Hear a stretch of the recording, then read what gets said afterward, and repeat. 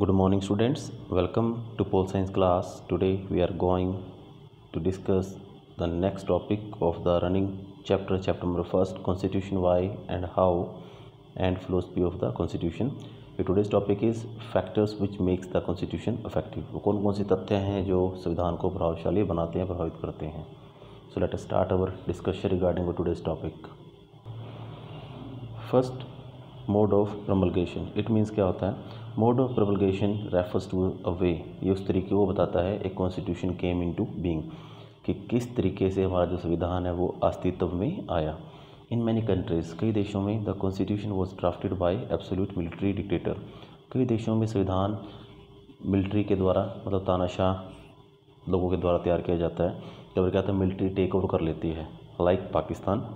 और unpopular leaders who couldn't get the support of people for the constitution, या कुछ उन अलोकप्रिय नेताओं के द्वारा जिन्हें लोग सपोर्ट नहीं करते संविधान के लिए. The most successful constitutions of recent time, जो आज के टाइम में सफल जो संविधान है, और लाइक दोज ऑफ इंडिया, जैसे भारत का है, USA, south Africa, were based on aftermath A popular liberation struggle. ये संविधान कब बनाया गया?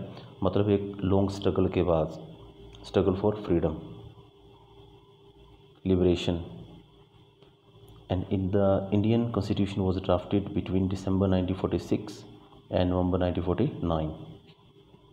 मतलब 3 ईयर से ज़्यादा टाइम लगा भारतीय संविधान को बनने में.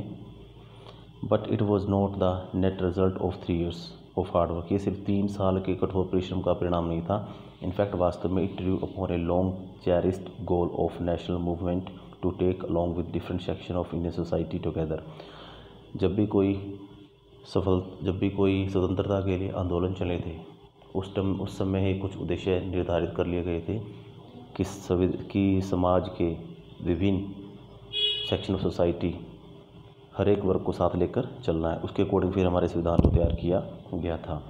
Further it was drawn by people, Bharat के लोगों के द्वारा तैयार किया गया इसको, who were man of immense public reputation, उन लोगों के द्वारा who were very popular among the people, जो लोगों में बहुत फेमस थे. And commanded the respect of message cutting across narrow line. उन्होंने क्या किया, मतलब संकुचित विचारधारा से हटते हुए जो पॉपुलेशन है, जो पब्लिक है, उनकी रिस्पेक्ट को ध्यान में रखते हुए संविधान को तैयार किया था. Second thing, substantive provision of a constitution. क्या क्या प्रावधान किया गया है इसके अंदर?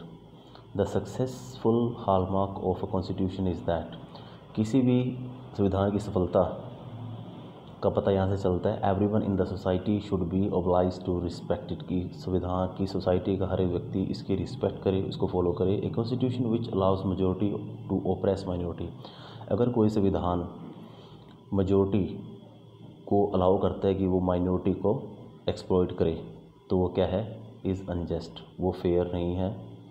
Likewise if a constitution give systematic privileges bringing special right to some members at the cost of other. अगर संविधान कुछ लोगों को विशेष अधिकार दे दे बाकियों को इग्नोर करके, तो दैट वुड बी अनफेयर, वो भी गलत होगा.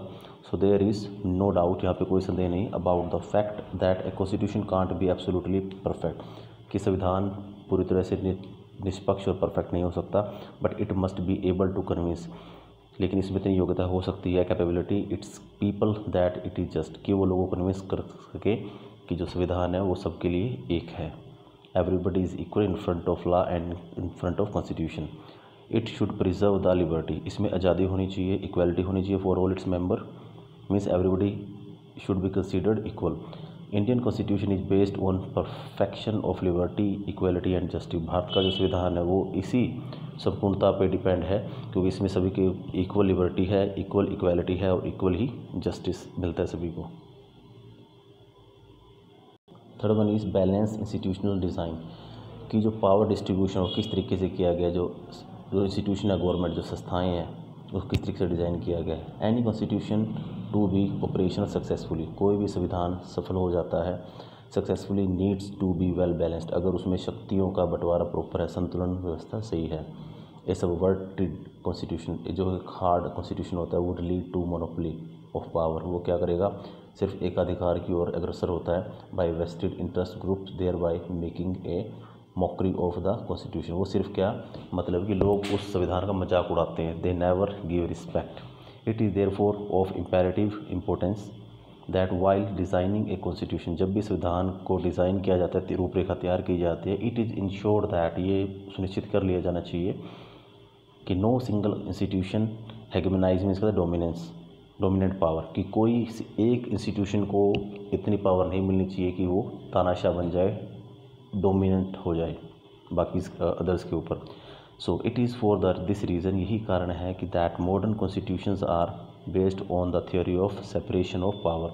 जो आधुनिक जो संविधान है वो इसी थ्योरी पे डिपेंड है कि पावर्स का सेपरेशन होना बहुत ज़रूरी है, and a system of checks and balances, and power has been fragment करते हैं divided across different institutions like legislature, executive and judiciary. I have told you earlier, मैं पहले बता चुका हूँ आपको कि there are 3 main organ of the government, legislative, executive and judiciary. Legislature विधानपालिका, एग्जीक्यूटिव कार्यपालिका, जुडिशरी न्यायपालिका, and other autonomous bodies like the election commission. इस प्रकार से even if one institution wants to subvert the constitution, अगर एक संस्था संविधान को क्या करती है, स्पॉइल करने की कोशिश करती है, others can keep a check on it, तो बाकी उस पर क्या करती है, रोक लगा देती है। So this would lead to a balance constitution. इससे क्या होता है, संविधान का जो बैलेंस है वो प्रॉपर बना रहता है।